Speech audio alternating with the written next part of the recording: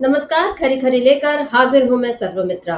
आज शुक्रवार को जस्टिस चंद्रचूड़ का, भारत के मुख्य न्यायाधीश जस्टिस चंद्रचूड़ का आखिरी कार्यकारी दिवस था और आज उन्होंने एक ऐसा फैसला सुनाया जो अल्पसंख्यकों के लिए एक बड़ी राहत लेकर आया है। फैसला है अलीगढ़ मुस्लिम यूनिवर्सिटी के ऊपर और सवाल ये था कि अलीगढ़ मुस्लिम यूनिवर्सिटी को अल्पसंख्यक संस्थान का दर्जा मिलना चाहिए या नहीं मिलना चाहिए। और इस पर 1967 में 1967 में सुप्रीम कोर्ट का ही एक जो फैसला था कि अलीगढ़ मुस्लिम यूनिवर्सिटी जो है, फिलहाल वो केंद्रीय विश्वविद्यालय है, सेंट्रल यूनिवर्सिटी है, लेकिन तब जब 67 में सुप्रीम कोर्ट ने फैसला सुनाया था तो उसने ये कहा था कि इसको अल्पसंख्यक का दर्जा नहीं दिया जा सकता, अल्पसंख्यक संस्थान का। लेकिन आज सुप्रीम कोर्ट ने 4-3 से, यानी 4 जजों 7 लोगों की पीठ थी, 7 न्यायाधीशों की, उसमें से 4 और 3 के फैसले से ये आया है कि इस पर अभी हमको ये तय करना होगा कि यह अल्पसंख्यक संस्थान है या नहीं, और इसमें 67 के फैसले को पलट दिया गया है। क्या कुछ कहा है इस फैसले में, इस पर आज हम पूरी चर्चा करेंगे और इसके साथ ही साथ अब हम ये देखेंगे कि सुप्रीम कोर्ट के इस फैसले से अल्पसंख्यक समुदाय को कितनी राहत मिलेगी और जितने भी देश भर में अल्पसंख्यक संस्थान इस तरह से जो चलाए जा रहे हैं, उनके लिए ये फैसला मील का पत्थर किस तरह से साबित होगा। और भारत में शिक्षा को लेकर, जिस पर शिक्षा में जिस तरह से धर्म को जोड़ दिया गया है और धर्म को हावी करते हुए कैसे एक तबके को बिल्कुल हाशिए पर डाल दिया गया है, और जिस तरीके से धर्म की राजनीति जो है वो शिक्षा संस्थानों में हावी हो गई है, उसका इस फैसले से क्या असर पड़ेगा, इन तमाम प्रश्नों पर आज हम चर्चा करेंगे। हमारे साथ जुड़े हुए हैं अमनेंदु उपाध्याय जी। अमनेंदु जी नमस्कार, स्वागत आपका इस कार्यक्रम में। अमनेंदु जी, आज कल परसों में अभी एक फैसला आया था सुप्रीम कोर्ट की तरफ से जो मदरसा बोर्ड को लेकर, जिसमें इलाहाबाद हाई कोर्ट के फैसले को खारिज कर दिया था सुप्रीम कोर्ट ने, और आज फिर एक ऐसा ही मौका आया जबकि सुप्रीम कोर्ट के सामने ये सवाल पहुंचा कि अलीगढ़ मुस्लिम यूनिवर्सिटी जो है उसको अल्पसंख्यक संस्थान का दर्जा मिलना चाहिए या नहीं मिलना चाहिए। और इस पर आज सुप्रीम कोर्ट के 7 जजों में से 4-3 के फैसले से ये कहा गया है कि सुप्रीम कोर्ट ने 1967 की एक जो के अजीज बादशाह versus union of India case के फैसले को इसमें पलट दिया है। इस फैसले में कहा गया था कि एएमयू जो है वो अल्पसंख्यक संस्थान नहीं है, लेकिन अब जो है सुप्रीम कोर्ट ने ये कहा है कि ये अल्पसंख्यक संस्थान हो सकता है। हालांकि इसके लिए 3 जजों की एक नई पीठ गठित की गई, एक नई समिति गठित की गई है जो ये तय करेगी कि इन मानकों पर वो खरा उतर रहा है या नहीं। लेकिन आज जस्टिस चंद्रचूड़ ने आर्टिकल 30 का हवाला देते हुए कहा, जिसमें अल्पसंख्यक समुदाय के लिए संविधान में जो व्यवस्था है कि वो अपने धर्म और संस्कृति के हिसाब से शिक्षा संस्थानों का गठन कर सकते हैं, उसका संचालन कर सकते हैं, वहां पर उस हिसाब से शिक्षा दे सकते हैं। ये सारे जो प्रावधान हैं, इनको आधार बनाते हुए सुप्रीम कोर्ट ने आज 1967 के फैसले को पलटा है। साथ ही 3 जजों की एक जो नई समिति गठित की है, उससे अब ये उम्मीद लगाई जा रही है कि अब अल्पसंख्यक संस्थान का दर्जा अलीगढ़ मुस्लिम यूनिवर्सिटी को मिल जाएगा, और अगर ये दर्जा मिल जाता है तो उसके बाद यहाँ पर जो 50% आरक्षण जो है उसकी व्यवस्था लागू की जा सकेगी। उसके अलावा और भी बहुत सारे मसले हैं जिन पर अब नई राह मिलेगी। और आपको हम बता दें कि सुप्रीम कोर्ट ने आज ये जो फैसला सुनाया, ये भी इलाहाबाद हाई कोर्ट के 2006 के एक फैसले की याचिका पर आया है, जिसमें तब भी ये कहा गया था कि एएमयू जो है वो अल्पसंख्यक संस्थान नहीं है। अब इस फैसले पर आज जो 1967 के फैसले के बारे में हम बता दें, तब 5 सदस्यीय बेंच ने ये कहा था कि एएमयू का गठन 1920 के अलीगढ़ मुस्लिम यूनिवर्सिटी एक्ट के तहत किया गया था। यानी ये किसी अल्पसंख्यक व्यक्ति ने नहीं, बल्कि इसको एक एक्ट के तहत बनाया गया था, तब ब्रिटिश राज था, इसीलिए हम इसको अल्पसंख्यक संस्थान का दर्जा नहीं दे सकते। लेकिन आज जस्टिस डीवाई चंद्रचूड़ ने ये कहा, उन्होंने ये कहा कि ये देखने की जरूरत है कि संस्था की स्थापना किसने की। अदालत को संस्थान की उत्पत्ति पर विचार करना होगा और अदालत को ये देखना होगा कि संस्थान की स्थापना के पीछे किसका दिमाग था, और ये भी देखना होगा कि जमीन के लिए धन किसे मिला और क्या अल्पसंख्यक समुदाय ने मदद की। यानी जो आर्टिकल 30 में जितने प्रावधान हैं उनके हिसाब से अब ये समीक्षा होगी, और ये उम्मीद लगाई जा रही है कि अब एएमयू को अल्पसंख्यक संस्थान का दर्जा फिर से जो मिल जाएगा। और इस फैसले का असर आप मतलब हम ये देख रहे हैं कि इससे जो मुस्लिम समुदाय है खास तौर पर उसको बड़ी खुशी है। अलीगढ़ मुस्लिम यूनिवर्सिटी में तो इस समय एक तरह से जश्न का माहौल है। एक छात्र का बयान है हमारे पास, अगर हम उसको सुना सकते हैं तो सुना दें, और उसी के साथ-साथ जी जी ऑल इंडिया मुस्लिम हाँ, एक मिनट ये बयान सुन लेते हैं। जी। जिस हिसाब से कहा कि ये एक माइनॉरिटी इंस्टीट्यूट है, ठीक है, इसका हम इस्तकबाल करते हैं। ये अब जिस तरीके से कह दिया अब ये, लेकिन अब यूनिवर्सिटी प्रूफ करे।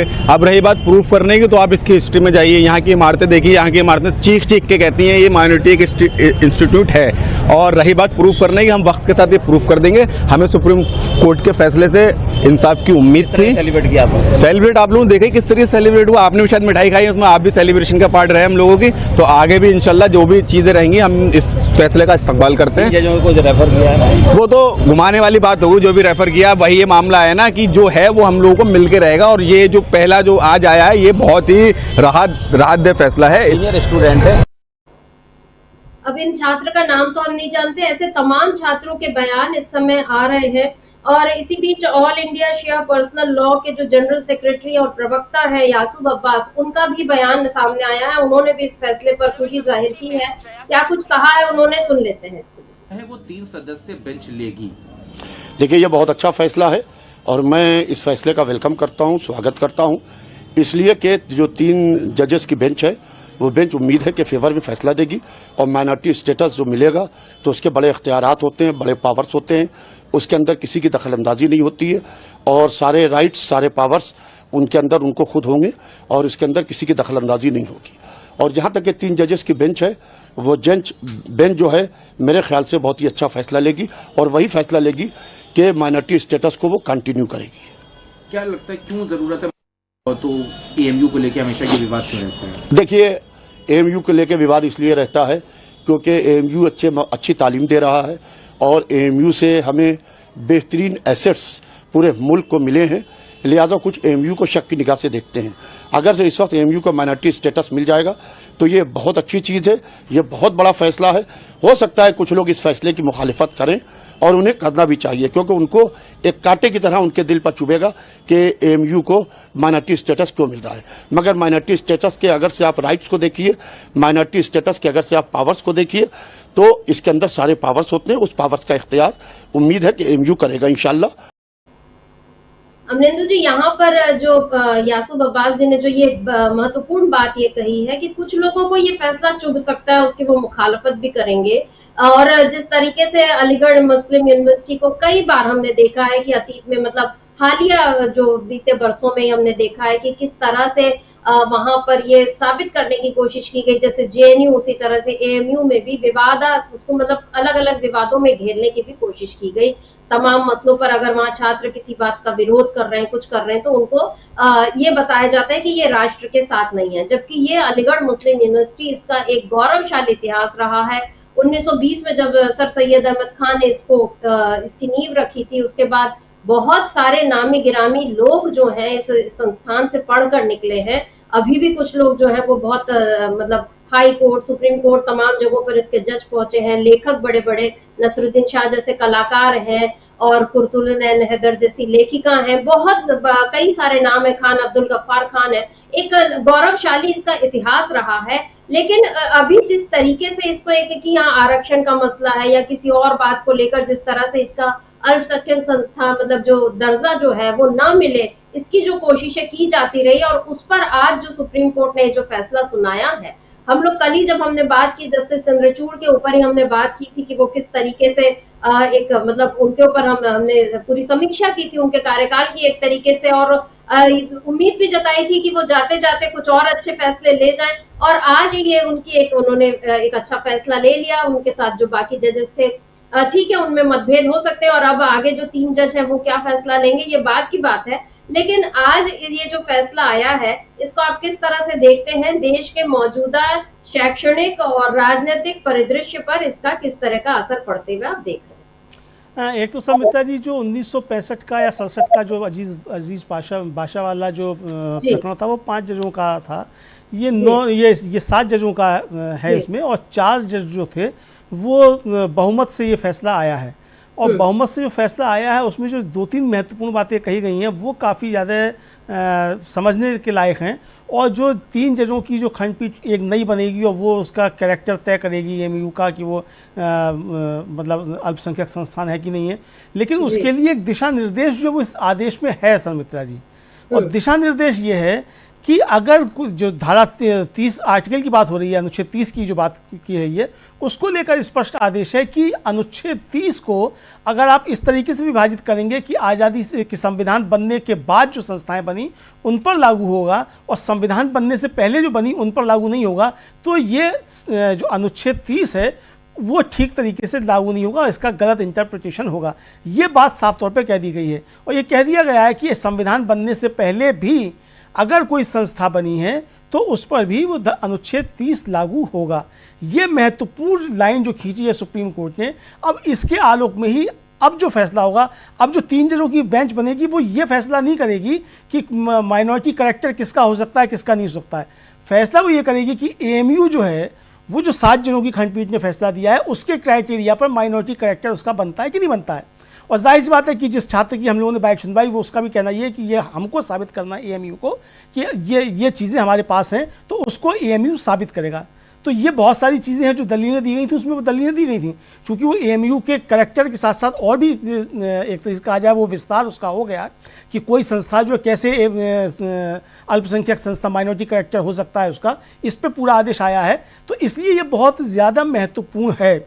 और सुमित्रा जी, एक तरीके से एएमयू को लेकर जिस तरीके की एक राजनीति की जा रही थी, लगातार होती रही है एएमयू को लेकर राजनीति और सांप्रदायिक राजनीति जिस तरीके से भारतीय जनता पार्टी करती रही है, उसको निश्चित तौर पे एक तगड़ा झटका लगा है। और जस्टिस डीवाई चंद्रचूड़ ने अपने कार्यकाल के आखिरी दिन एक बहुत महत्वपूर्ण फैसला सुनाया है। और कल जो फैसला सुनाया था वो भी काफ़ी ज़्यादा महत्वपूर्ण था, जिसमें 25 लाख रुपए का जुर्माना जो है वो उत्तर प्रदेश में जो बुलडोजर चलाने वाले अधिकारी हैं उनके ऊपर लगाया, उनके खिलाफ लीगल एक्शन की भी आदेश दिया।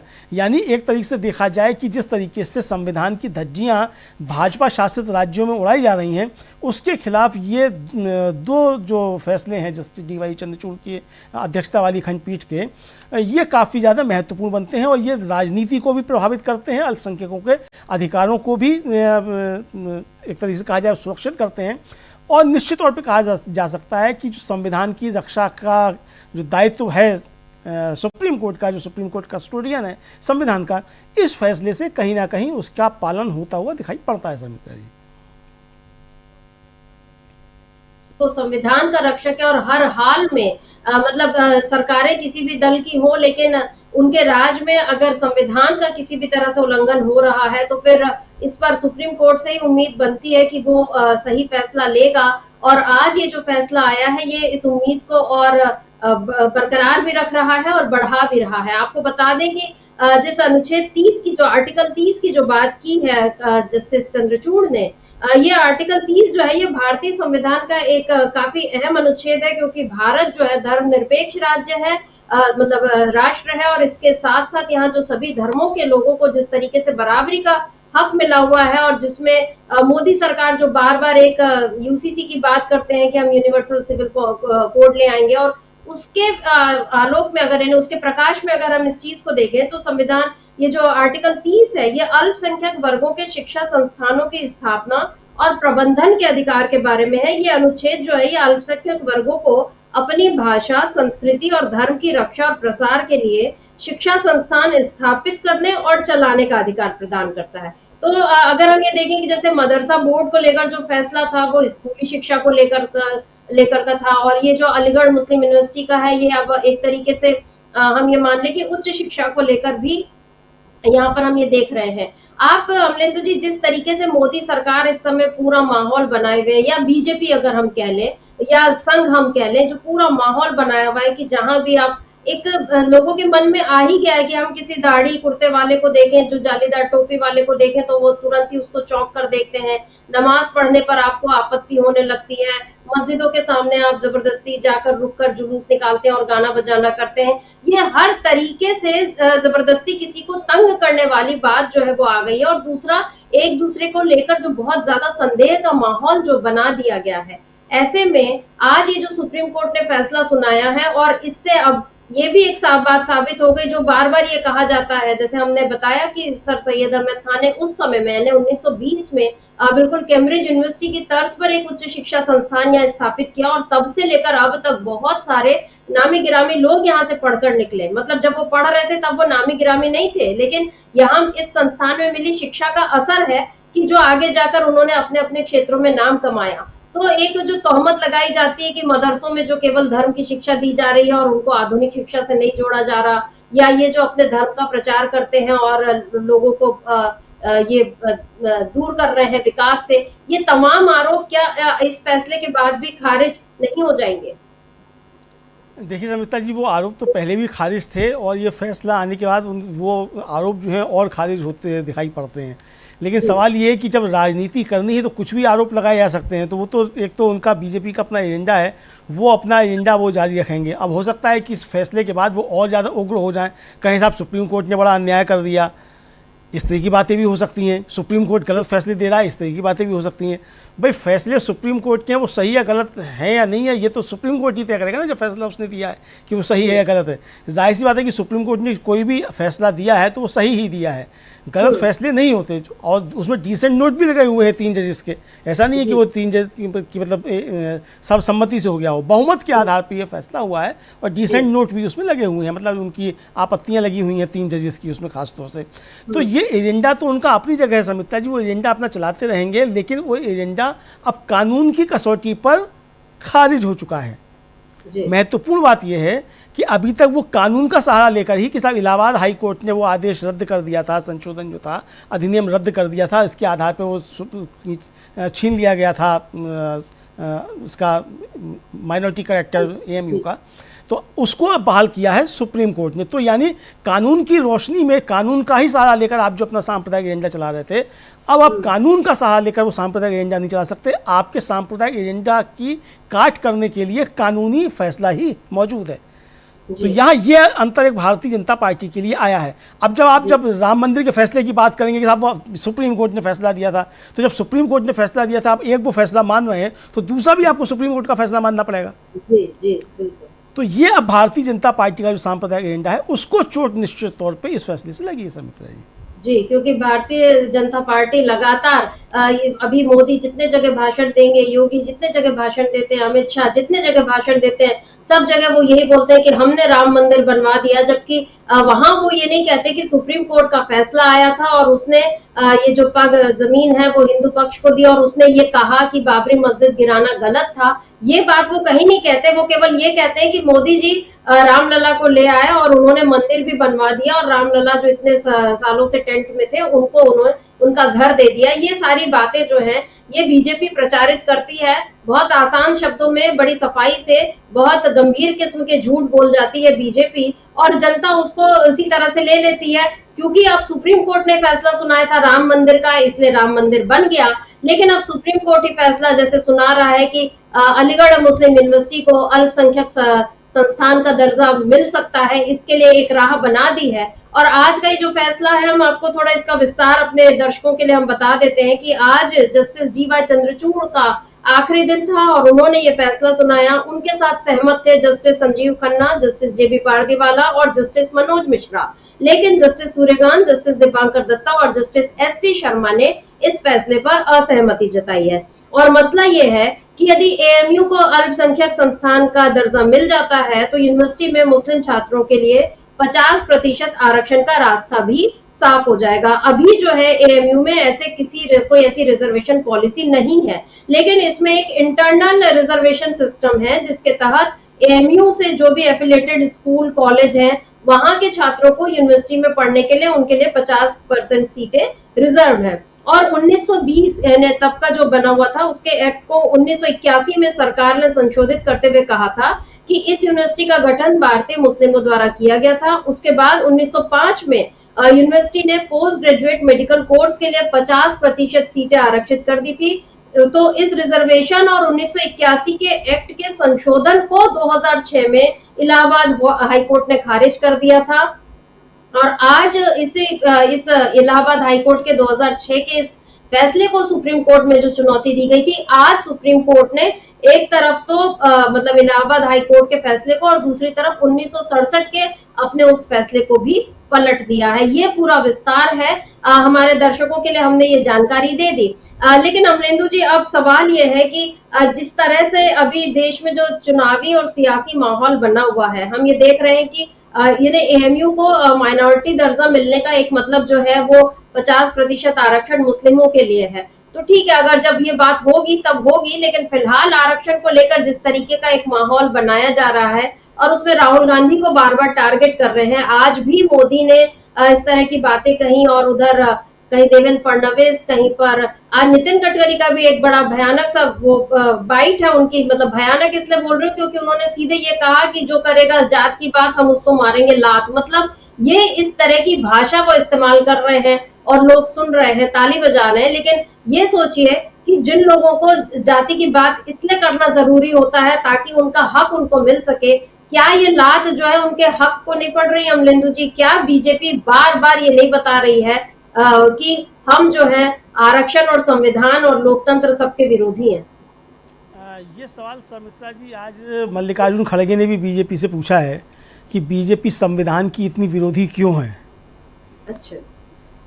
और उन्होंने पूछा है कि भाई आपको इस संविधान से दिक्कत क्यों है। फिर उन्होंने ऑर्गेनाइजर में जो 1949 में एक लेख छपा था उसका हवाला देते हुए कहा है कि आरएसएस ने किस तरीके से संविधान का विरोध किया था और पंडित नेहरू और डॉक्टर अंबेडकर के पुतले जलाए थे इस संविधान के विरोध में और मनु स्मृति लागू करना चाहते थे। ये खड़गे जी ने आज ट्वीट करके ये सवाल पूछा है भारतीय जनता पार्टी से।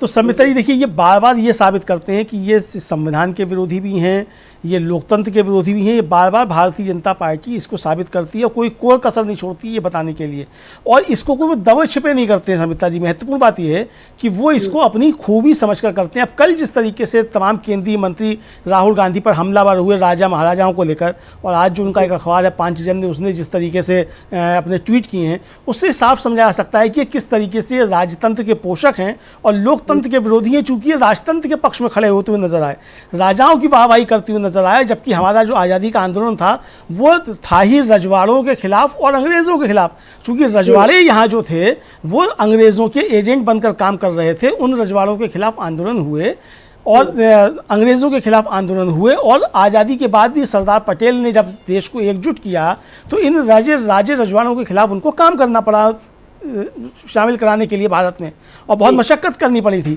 उन्हीं सरदार पटेल की ये जाकर प्रतिमा लगाते हैं स्टैच्यू ऑफ यूनिटी के नाम से, और उधर दूसरी दफ़ा आप राज्य रजवाड़ों के समर्थन में खड़े हुए दिखाई पड़ते हैं। तो अब जो ये लात मारने की बातें आ रही हैं कि साहब लात मारेंगे जो करेगा जाति की बात, यानी आप साफ कह दिया बीजेपी ने कि जो जाति जनगणना है वो बीजेपी नहीं कराएगी, जाति जनगणना कराने वालों के लिए लात मारेगी बीजेपी। इसको इस तरीके से समझा जा सकता है। चूँकि ये बात जो है किसी छोटे मोटे नेता की तरफ से नहीं आई है, ये संघ परिवार के सबसे नज़दीकी बहुत दुलारे जो समझे जाते हैं आरएसएस के, और जो बीजेपी के पूर्व अध्यक्ष भी रह चुके हैं, मोदी जी के बाद नंबर 2 के मंत्री समझे जाते हैं, जो मोदी जी की भी बात को रिट्वीट नहीं करते हैं, नितिन गडकरी, उनकी तरफ से ये बात आई है। और ये कहा जाता है कि अगर मोदी जी का स्टेपनी तैयार है तो वो नितिन गडकरी के रूप में तैयार है संघ के पास में, तो उनकी तरफ से ये बात आई है। तो इसका मतलब ये साफ है कि वो जातिगत जनगणना के सवाल पर और संविधान के सवाल पर लात मारने के लिए तैयार हैं। तो ये इनका आ रहा है, तो ये महाराष्ट्र में इनके लिए और दिक्कतें पैदा करेगा। ऐसा नहीं है कि इसका इनको कोई फ़ायदा होगा। आप जातिगत जनगणना कराने वालों के लिए अगर आप लात मारेंगे तो ये तो तमाम पूरे देश में बातें उठ रही हैं। तो ये खुलकर सामने आते जा रहे हैं, और इसीलिए जो इन पर सवाल उठ रहे हैं कि आपका संविधान से इतना बैर क्यों है। जी बिल्कुल, मोदी सरकार का संविधान से बैर कोई अब तो दबी छुपी बात भी नहीं है। लोकसभा चुनाव में साफ साफ कह दिया था कि 400 सीटें मिल जाएंगी तो हम संविधान बदल देंगे, ऐसा नहीं हुआ। इससे पहले बिहार चुनाव में मोहन भागवत ने साफ साफ कहा था कि आरक्षण जो है वो गलत है और उसका नुकसान हो गया था संघ को। लेकिन अब मोदी जी से सवाल हो सकता है कि आप जब राहुल गांधी को ये कह रहे हैं कि वो आरक्षण नहीं चाहते और वो इसके खिलाफ उन्होंने बयान दिया था, तो अब आप क्या मोहन भागवत को भी गलत ठहराएंगे? क्योंकि अभी तक मोहन भागवत के खिलाफ तो मोदी ने ऐसा कुछ नहीं कहा कि उन्होंने आरक्षण की खत्म करने की बात कही थी और वो गलत थी। बहरहाल अमरेंदु जी, आज हम ये जो चर्चा कर रहे हैं सुप्रीम कोर्ट के इस अहम फैसले की, जिसमें अल्पसंख्यकों को बड़ी राहत इसलिए मिल रही है क्योंकि अल्पसंख्यक संस्थान का दर्जा एएमयू को अगर मिल जाता है तो फिर इससे बहुत सारी बातें आगे, बहुत सारी चीजों के लिए रास्ते खुलेंगे, और एक ही जो प्रतिष्ठा उसकी है मैं आपको कुछ हमारे दर्शकों के लिए कुछ और फिर फैक्ट्स रख देना चाहती हूँ। मतलब एएमयू जो है 1920 में बना, सर सैयद अहमद खान ने बनाया, और ये केवल एक ऐतिहासिक शिक्षा संस्थान ही नहीं है, बल्कि देश के अग्रणी उन शिक्षा संस्थानों में है जहां आज भी इतिहास, विरासत, संस्कृति सबको संजो कर रखा गया है। यहाँ का जो संग्रहालय है, यहाँ का जो लाइब्रेरी है, उसमें एक से एक दुर्लभ चीजें हैं। जैसे 4.5 लाख दुर्लभ पुस्तकें और पांडुलिपियां और शोध पत्र जो है वो अब ऑनलाइन भी मौजूद है। अकबर के जो दरबारी थे फैजी की फारसी में अनुवादित गीता वो है यहाँ पर। 400 साल पहले फारसी में अनुवादित महाभारत की पांडुलिपि है। तमिल भाषा के लिखे हुए भोजपत्र है। 1400 साल पुराना जो कुरान है, कुरान शरीफ है, और मुगल शासकों के कुरान लिखे विशेष कुर्ते जिन्हें रक्षा कवच कहते हैं वो है। सर सैयद अहमद खान की पुस्तकें, पांडुलिपियां हैं। जहांगीर के जो पेंटर थे मंसूर नक्काश, उनकी जो पेंटिंग्स है, ये सारी चीजें अब इसमें आप देख लीजिए, इसमें आपको मुगल काल भी मिलेगा, इसमें आपको तमिल भाषा के भोजपत्र भी मिल रहे हैं, इसमें आपको फारसी में अनुदित गीता और महाभारत भी मिल रहे हैं। यहाँ पर मनिंदु जी, क्या यही सारी वजह है जिस कारण से बीजेपी जो है कहीं एएमयू, कहीं जेएनयू या कहीं जामिया मिलिया इस्लामिया, इन ऐसे विश्वविद्यालयों को निशाने पर लेती है, क्योंकि वो नहीं चाहती कि देश में ऐसे शिक्षा संस्थान जो अब तक भारत के लिए गौरव का विषय बने रहे वो आगे भी जारी रहे। वो केवल यहाँ पर अपने अड्डे बनाना चाहती है, ऐसे लोगों को भर देना चाहती है जो उनके हिसाब से जुलूस में और कांवड़ यात्रा में और तमाम जगह उपद्रव करने पहुंच जाए। क्या लगता है आपको, बीजेपी को आखिर शिक्षा से इतना डर क्यों लगता है? समिता जी, आप इसको इसी तरीके से समझ सकती हैं कि केरल सबसे ज़्यादा शिक्षित राज्य है भारत का, और वहाँ भारतीय जनता पार्टी शून्य हो जाती है। तो शिक्षा से बैर समझ में आ सकता है कि भारतीय जनता पार्टी को क्यों है। लोग शिक्षित हो जाएंगे और अच्छे शिक्षित हो जाएंगे तो भारतीय जनता पार्टी की तो दुकान ही बंद हो जाएगी।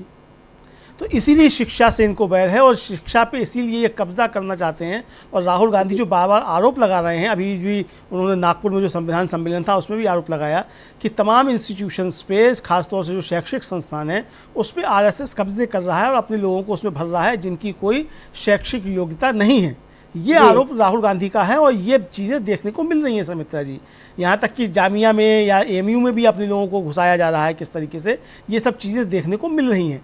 तो ये शिक्षा से बैर इसीलिए है क्योंकि अगर लोग शिक्षित हो जाएंगे तो भारतीय जनता पार्टी से सवाल करेंगे। भारतीय जनता पार्टी जो गलत चीज़ें शामिल करना चाहती है, जो इतिहास नहीं है, अपना गढ़ा हुआ इतिहास है उसको पढ़ाना चाहती है, फर्जी चीज़ें बताना चाहती है, तो उसकी पोल खुल जाएगी। तो इसलिए भारतीय जनता पार्टी को शिक्षा से बैर जो है वो समझ में आता है। तो इसलिए शिक्षा के विरुद्ध भारतीय जनता पार्टी खड़ी हुई नज़र आती है। आखिर क्या कारण है कि शिक्षा पर बजट भारतीय जनता पार्टी के शासन में कम हो जाता है? तमाम छात्रवृत्तियाँ बंद हो जाती हैं और स्कूल बंद तमाम किए जाते हैं, प्राइमरी स्कूल बंद किए जाते हैं। अभी उत्तर प्रदेश से खबर आ रही थी कि 27,000 स्कूल जो हैं वो बंद किए जाने हैं। हालांकि उस पर फिर सफाई आई है कि वो बंद नहीं किए जाने हैं और फिर मतलब वही बहाना कि जहां छात्र कम है उनको दूसरों में मर्ज किया जाएगा। इस मर्जर के नाम पे ही पिछले 10 सालों में 5 लाख स्कूल, प्राइमरी स्कूल बंद किए जा चुके हैं सुमित्रा जी।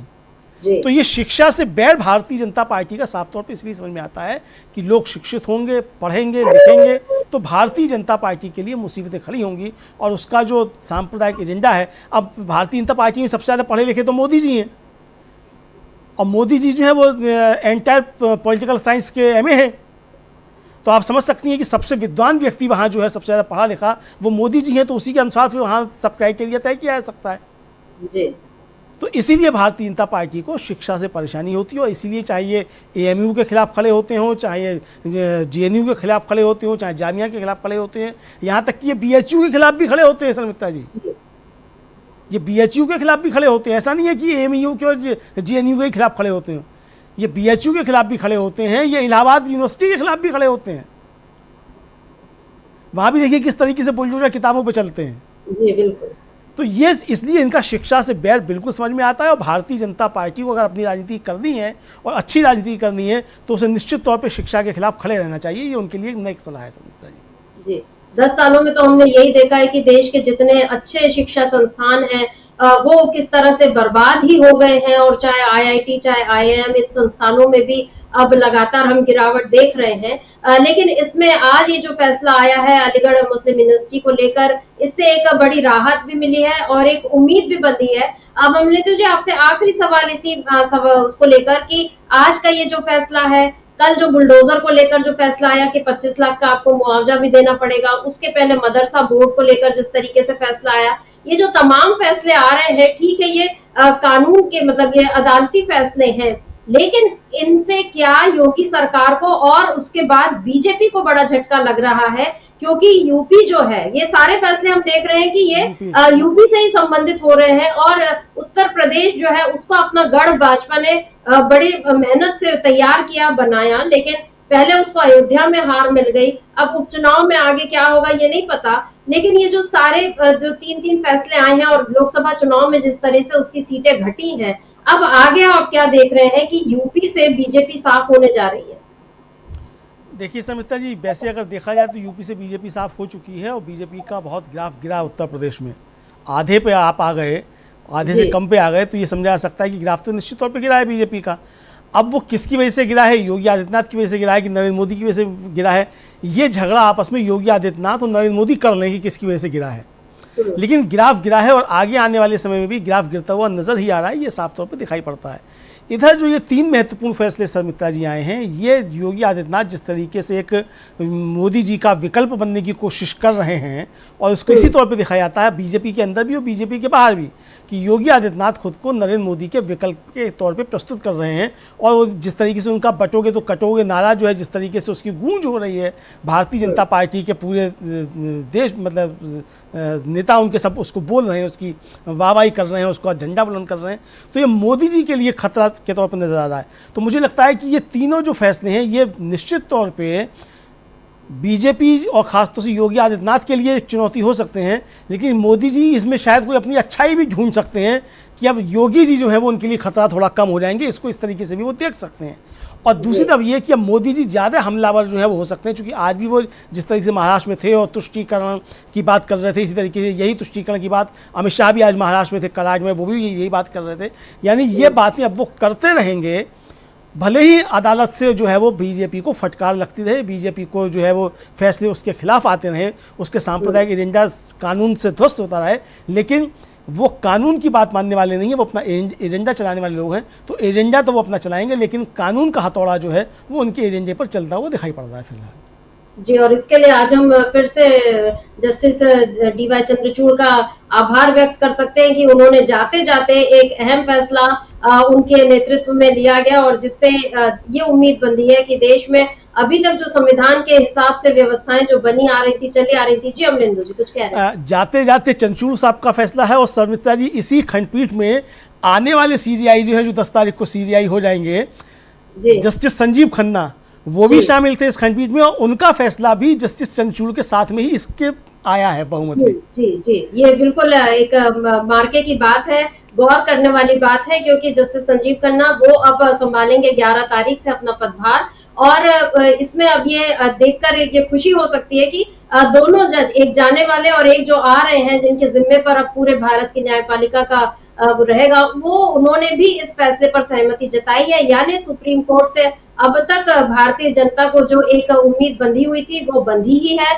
बरकरार है। और आज का ये जो फैसला है, ये न केवल अलीगढ़ के लिए बल्कि बाकी तमाम इसी तरह के जितने शैक्षणिक संस्थान हैं या आगे जो और इस तरह के काम होंगे, उनके लिए भी एक बड़ी राहत है। इसलिए क्योंकि सुप्रीम कोर्ट ने आज अपना जो फैसला सुनाया है वो संविधान की व्यवस्था को बरकरार रखने के लिए ये फैसला सुनाया है। इसको इस नजरिए से देखा जाना चाहिए। इसमें कहीं कोई तुष्टीकरण नहीं है, कोई हिंदू मुसलमान नहीं है। जो चीज कानून की और संविधान की कसौटी पर खरी उतर रही है, वो फैसला आज सुनाया है सुप्रीम कोर्ट ने। तो अमरिंदर जी, आज इस चर्चा को हम यहीं रोकते हैं। आपका बहुत बहुत शुक्रिया, और शुक्रिया आप तमाम दर्शकों का जो आप हमारे साथ जुड़े और आपने इस चर्चा को ध्यान से सुना। आगे भी आप बने रहिए डीबी लाइव के साथ और